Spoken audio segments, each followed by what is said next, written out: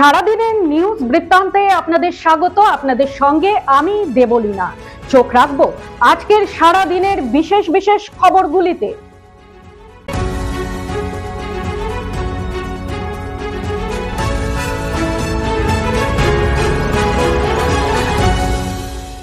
সারাদিনের নিউজ বৃত্তান্ত নিবেদন করছেন জুয়েলার্স, সোনা যা সর্বক্ষণের।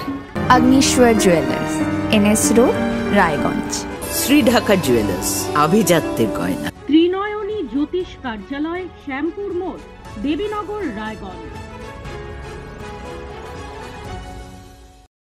দাম বেশি নেওয়ায় কয়েক গুণ বেশি জরিমানা দিতে হলো রায়গঞ্জের এক রেস্তোরাঁকে। 2020 সালে রায়গঞ্জেরই বাসিন্দা হর্ষিত দত্ত এক রেস্তোরাঁয় যান বন্ধুদের সাথে। খাওয়া দাওয়ার পর বিল যাচাই করতে গিয়ে দেখেন একটি জলের বোতলে 20 টাকা নির্ধারিত মূল্যের চেয়ে 8 টাকা বেশি এবং একটি সোডার বোতলে 20 টাকা নির্ধারিত মূল্যের চেয়ে 13 টাকা বেশি দাম ধার্য করা হয়েছে।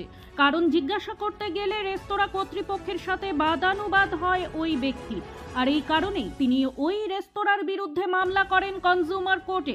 দীর্ঘ 5 বছর মামলা চলার পর কোর্ট রায় দেয় হর্ষিত দত্তের পক্ষে।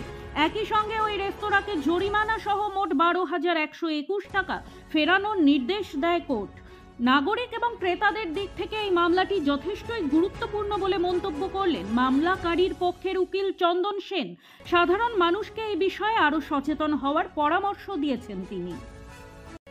স্বাস্থ্য, পুষ্টি, হাতে কলমে বিজ্ঞান এবং কুসংস্কার বিরোধী প্রশিক্ষণ, এই 3টি বিষয় নিয়ে জেলাব্যাপী বিজ্ঞান কর্মশালা অনুষ্ঠিত হলো রায়গঞ্জে। দিন প্রতিদিন বেড়েই চলেছে পরিবেশের তাপমাত্রা। অতিষ্ঠ সাধারণ মানুষ এই পরিস্থিতির সমাধান খুঁজতে আলোচনা সভার আয়োজন করল পশ্চিমবঙ্গ বিজ্ঞান মঞ্চের কর্মীরা।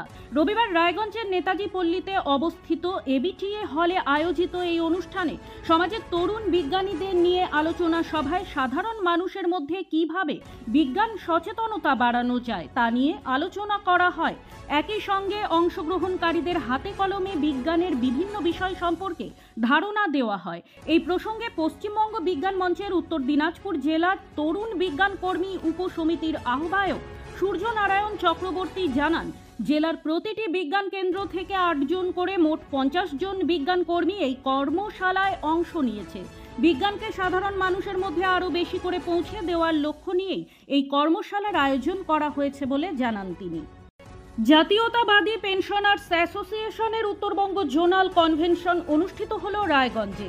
রবিবার রায়গঞ্জের একটি বেসরকারি হোটেলে আয়োজিত এই কনভেনশনে উপস্থিত ছিলেন সংগঠনের সাধারণ সম্পাদক আনন্দ দুলাল বিশ্বাস, মনোজ চক্রবর্তী, দেবাশিস চ্যাটার্জি, উত্তম কুমার মুখার্জি সহ অন্যান্যরা।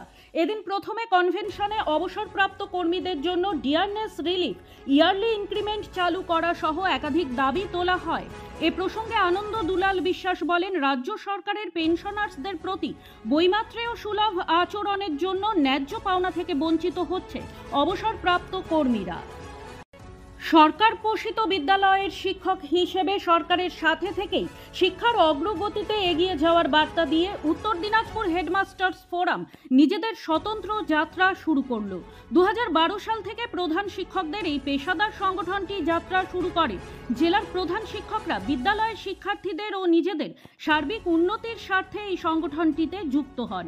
পরবর্তীতে 2020 সালের শেষের দিকে রাজ্য পর্যায়ে advance society for headmasters and headmistress নামে একটি সংগঠন এদের সাথে সংযুক্ত হয়। এই দুই সংগঠন 2025 সাল পর্যন্ত একসাথে কাজ করে এসেছে, কিন্তু বিগত 13 মে একটি মিটিংয়ে সংখ্যাধিক্যের মতামতের ভিত্তিতে উত্তর দিনাজপুর হেডমাস্টার্স ফোরাম পৃথকভাবে নিজেদের যাত্রা শুরু করল বলে জানান সংগঠনটির জেলা সম্পাদক অজয় রায়চৌধুরী।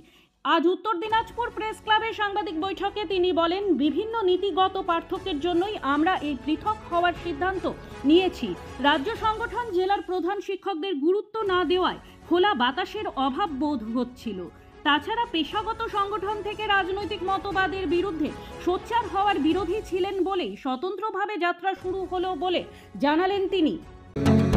প্রতিদিনের প্রতি মুহূর্তের খবরের আপডেট পেতে চোখ রাখুন নিউজ বৃত্তান্তের ফেসবুক পেজে। সাবস্ক্রাইব করুন নিউজ বৃত্তান্ত ইউটিউব চ্যানেলকে।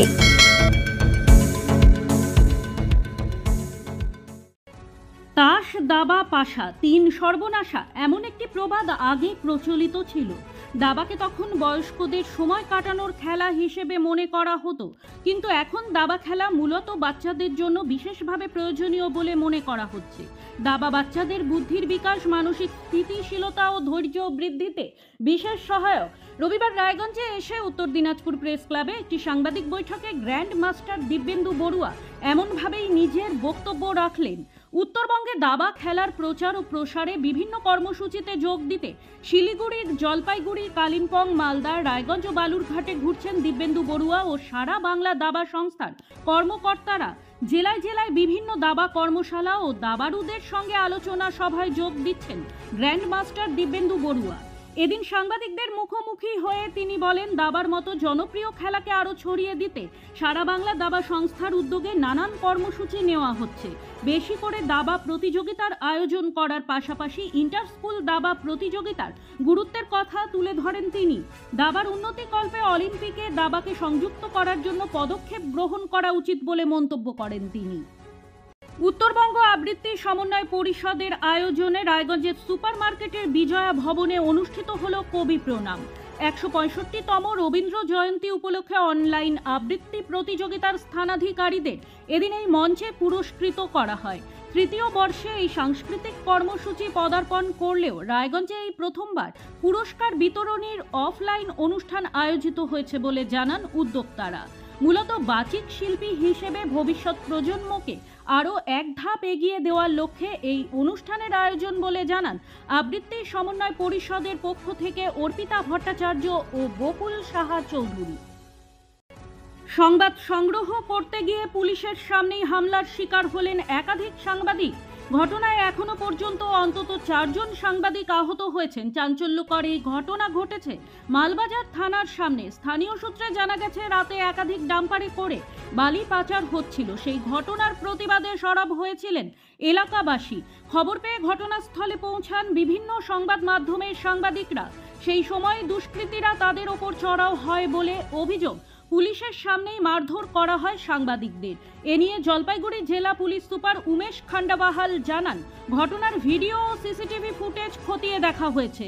দুষ্কৃতীদের চিহ্নিত করা হয়েছে এবং তাদের বিরুদ্ধে আইনানুগ ব্যবস্থা গ্রহণ করা হবে বলে আশ্বাস দেন তিনি।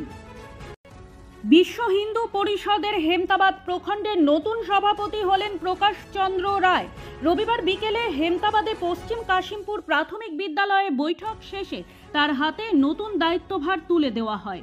পাশাপাশি সাংগঠনিক বিষয় নিয়েও আলোচনা করা হয় এদিনের বৈঠকে। সারাদিনের নিউজ বৃত্তান্ত আজ এই পর্যন্তই। সঙ্গে থাকুন, দেখতে থাকুন, চোখ রাখুন নিউজ বৃত্তান্তে। নিউজ বৃত্তান্ত, হলুদ নয়, স্বচ্ছ।